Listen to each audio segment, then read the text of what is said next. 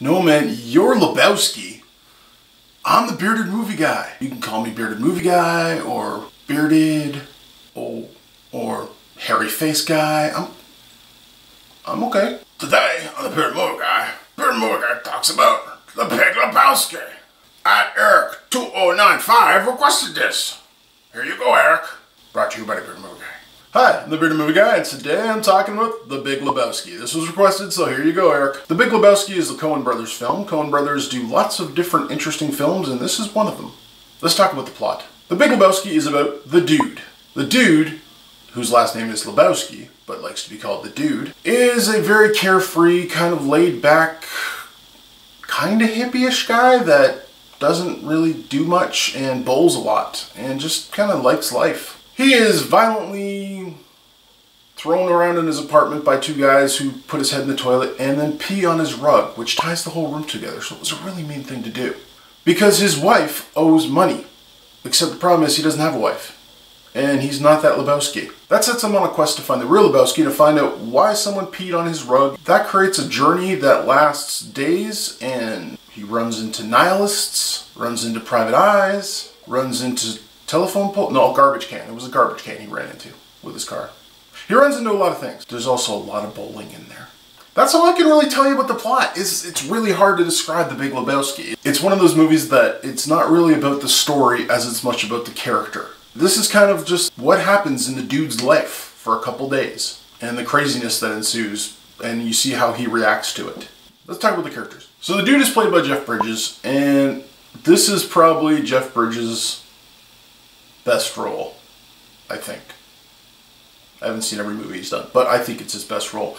The dude is funny, but laid back, and just, he has this real kind of way of just walking through life, and he doesn't really get that angry, even though a lot of bad stuff happens to him, but when he does get angry, it's really funny, because he's such a laid back guy for most of the time, and then he kind of explodes when things go the way they shouldn't go, and people drop ferrets in his bathtub with him. That happened. This is based on a real guy that the Coen brothers know, so he kind of met him once and then just kind of got a lot of notes from the brothers, and he brings the character to life in a way that's just very memorable. The dude's best friend is Walter. Walter is played by John Goodman. It's funny because John Goodman is usually known as the big lovable guy in a lot of his films, except for the Coen brothers films. He is always kind of a volatile guy in all the Coen brothers films for some reason, but they love him, so they keep him putting him in his films, and he's a good actor, so I don't see why not. He plays Walter. Walter is a Vietnam vet who relates that to every possible thing you could think of, from bowling to driving to, well, pretty much everything. It always comes back to Vietnam for him. And he takes life very seriously, especially bowling. Do not cross the lane. There's a line in bowling that your foot can't go past. You don't want to do that with Walter. You just don't. The third of the trio of bowlers is Steve Buscemi. This is kind of a very subdued role for Steve Buscemi. He doesn't talk a lot, which is funny because he's known for talking. Steve Buscemi is that friend that everybody has that's always half a step out of the conversation.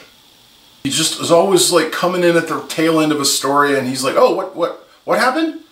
Why does that person do that? And you're always like, I don't want to explain this. And Walter just gets annoyed with it every time and just tells him to shut up in very unpolite ways.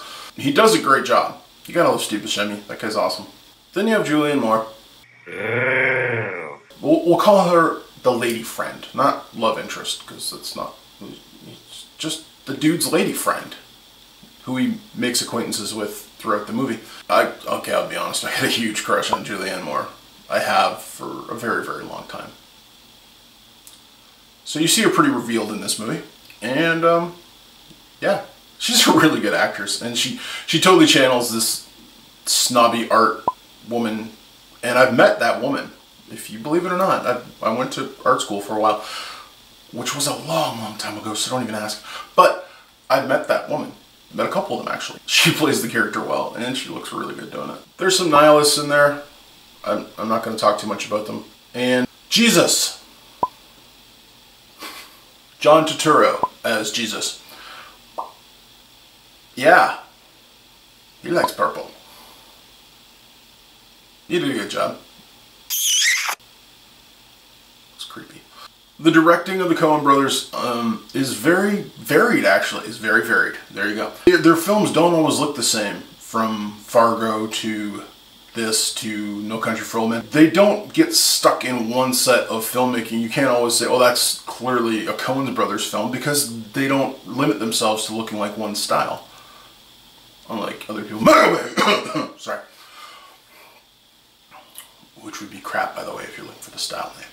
Their direction's great. The flow of the movie and just the directions it takes. You have no clue. If you've never watched this movie, you have no clue where it's going. If you can figure out where it's going, feel free. Be a genius. But no, you did not. You have no clue where this is going. And that's the brilliance of it. It's totally fun. You have to be open in their directing to just kind of go on the trip that they're taking you on and just accept where they go. Whether that is to Saddam Hussein giving out bowling shoes, or whether that is to have Julianne Moore flying in, throwing paint, and screaming on zip lines. The music's really good in this film too. It's got like just the soundtrack. I didn't notice a ton of score, like actual like thematic score music. They just have a really good soundtrack that plays throughout. That they've really picked good songs to kind of fit every scene. In particular, the dream sequence with the bowling alley. So with how random this movie is, here's some moments in this movie that I just kind of like lines. So if you've seen the movie, you'll get them. If you haven't, listen closely and then you'll pick them up when you watch the movie. Careful, man, there's a beverage here. You need a tow? I can get you a tow by 3 o'clock this afternoon. I'm sorry, I wasn't listening. Man, that rug really tied the room together. That's what I'm saying. Sugar Shabbos! Yeah, there's probably a bunch more I'm not going to do anymore. Big Lebowski is a very particular film. Not everyone's going to like it. So be prepared for that. If you can't handle movies that don't have a point, kind of, you're really not going to like this. For me, did I enjoy it? Heck yeah. I enjoyed it so much, I'm giving it 5 beards out of 5. So let me know, have you watched The Big Lebowski? How many times have you watched it? And what's your favorite scene?